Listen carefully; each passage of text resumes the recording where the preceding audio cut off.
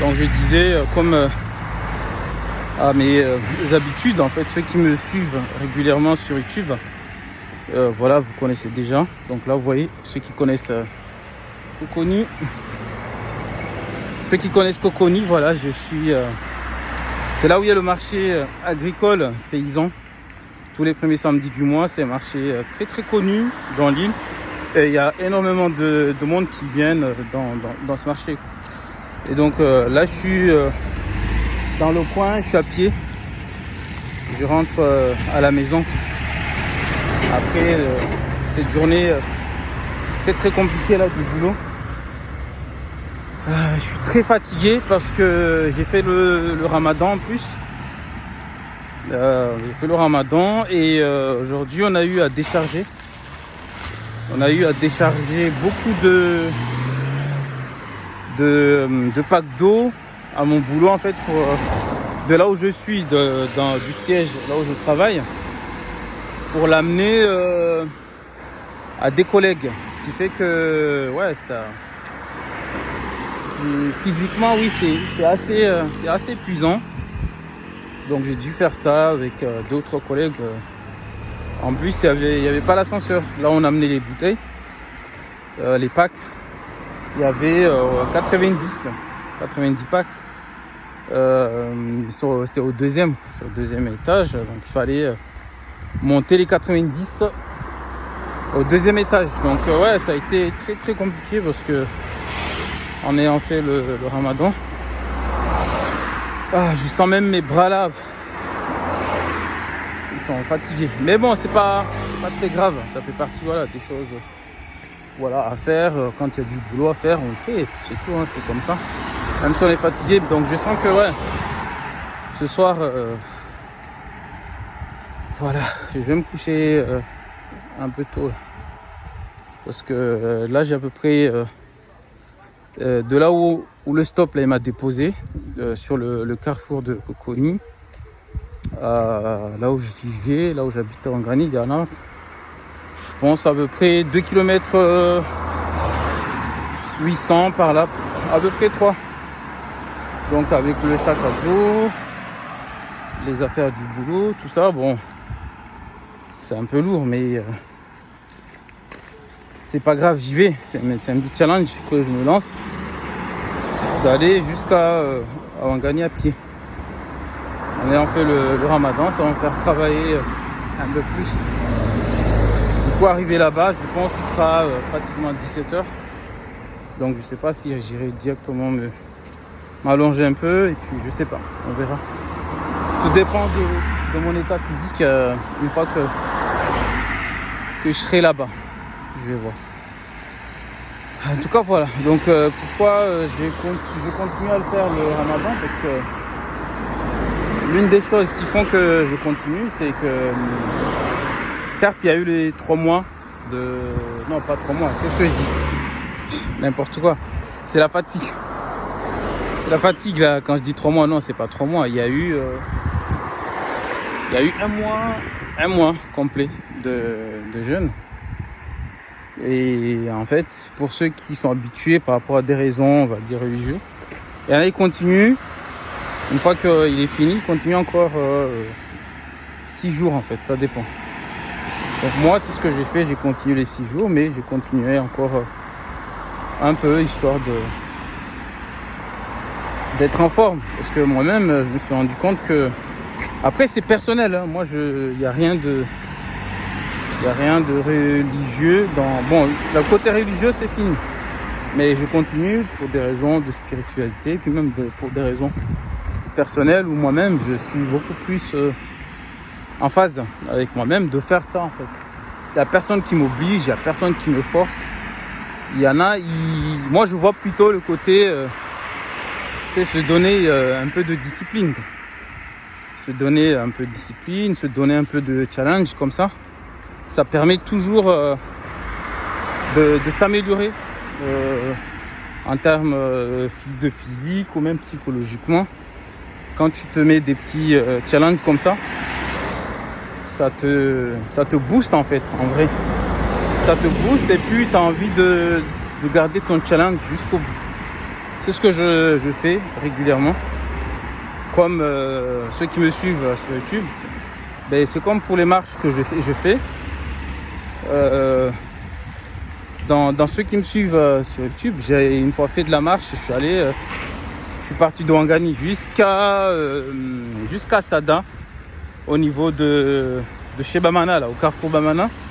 Donc au total, j'en ai eu pour 7 km 500 ou 7 km 600 à l'aller. Et pareil pour le retour, donc ça m'a fait pas loin de 15 km. Donc ça m'a bien fait transpirer, puis j'ai bien bougé, tout ça. Et c'est parmi les choses que oui, j'aime beaucoup. Il n'y a personne qui m'oblige à le faire, comme vous savez. Encore une fois, si je fais juste le ramadan, certains ils vont dire c'est du jeûne intermittent. C'est le nom que certains y donnent. Donc en tout cas c'est dans ce sens, c'est pour que je puisse m'améliorer et puis me sentir en forme, parce que j'ai remarqué que quand je jeûne, au niveau de la forme, je suis beaucoup plus à l'aise physiquement. J'ai plus d'énergie, j'ai plus de concentration. Certes, au début ouais, c'est difficile, hein, on va pas se mentir, mais c'est surtout psychologique, parce qu'en fait à partir du moment où on habitue notre cerveau à manger régulièrement, à des heures normaux, on va dire, quand tu arrêtes de manger, forcément, au moment où tu arrêtes de manger, le cerveau il va réclamer.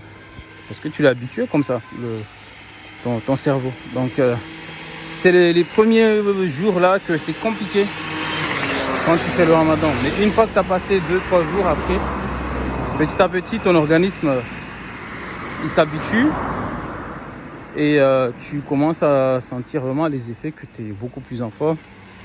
Tu arrives à mieux dormir, tu arrives à être beaucoup plus à l'aise. Et franchement, c'est que bénéfique. Moi, c'est ce qui fait que régulièrement, oui, je le fais, quoi. Dès que je peux, je le fais. Après, c'est moi. Il n'y a personne qui m'oblige, il n'y a personne qui me dit que ouais, tu dois faire ci, tu dois faire ça. Non. Donc, il ne faut pas qu'il y ait des d'amalgame. Pardon, que les gens ils viennent dire oui sur les commentaires. Ouais, tu t'affames pour rien, tu vas manquer de tel ou tel nutriment ou telle vitamine, des choses comme ça. Moi, j'ai déjà testé ça. Ça fait des années que je le fais. Et sincèrement, pour ce que ça m'apporte, j'ai jamais été... Donc je disais, ça fait des années que je jeûne pendant la période du mois de Ramadan. Et même quand j'étais en métropole, j'ai travaillé en boîte de nuit et je faisais le Ramadan, je jeûnais en même temps. Je travaillais à la Micaline, je jeûnais en même temps.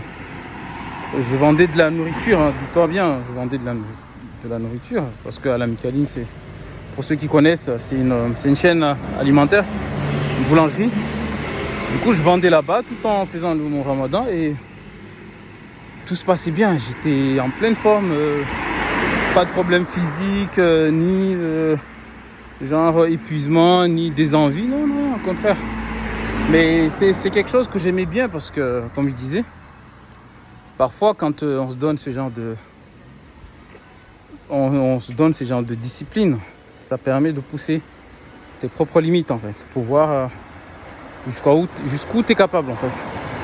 Donc moi, comme je disais sur une précédente vidéo, moi j'ai tout testé, hein. Mais vraiment si je dis tout, que ce soit en termes de discipline ou en termes de tester dans le laisser aller, quoi, pour voir un peu comment j'allais réagir, quoi. Et je me suis rendu compte que effectivement, quand on s'impose certaines disciplines, ça améliore beaucoup de choses en nous.